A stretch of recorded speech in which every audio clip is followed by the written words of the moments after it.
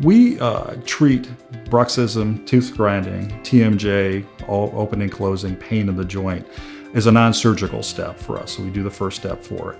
It usually involves either a occlusal adjustment or most likely some from a bite splint that's removable. They can be worn in the evening, during the day, or depending on the piece. We do have varying things that we do with our laboratory to try to keep your bite as comfortable as possible and minimize the more wear on your teeth. It is a monitored piece. That's why we'd like to see you a couple times a year to make sure that we're checking, we're not getting any more habits, para-habits on your teeth as well. And we want to make sure your appliances fit in correctly. The mouth guard or bite splints that we make are custom to you. There's pressure in the top and the lower as well as a bite. We try to make them as small as possible. They're not like mind grafter pieces or any kind of athletic guard.